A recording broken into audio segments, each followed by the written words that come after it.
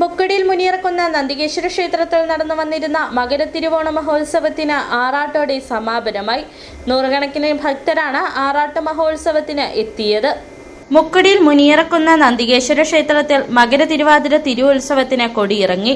ക്ഷേത്രം തന്ത്രി ബ്രഹ്മശ്രീ കാരണത്തുമല ശ്രീധരൻ നമ്പൂതിരി, ക്ഷേത്രം മേൽശാന്തി അഭിലാഷ് ശാന്തികൾ എന്നിവരുടെ കാർമ്മികത്വത്തിലാണ് ഉത്സവ പൂജാ ചടങ്ങുകൾ നടത്തിയത്. കഴിഞ്ഞ 6 ദിവസങ്ങളിലായി നടന്നുവന്ന ഉത്സവമാണ് വെള്ളിയാഴ്ച കൊടിയിറക്കം നടത്തി സമാപിച്ചത്.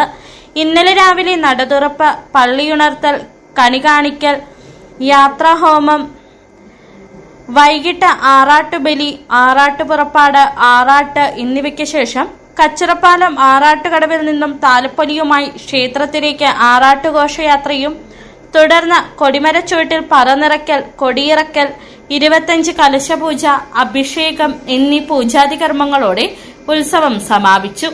ഉത്സവ ദിവസങ്ങളിൽ മാതൃസമിതിയുടെ നേതൃത്വത്തിൽ പ്രസാദവൂട്ടും എല്ലാ ദിവസവും വൈകിട്ട് വിവിധ കലാപരിപാടികളും നടത്തി.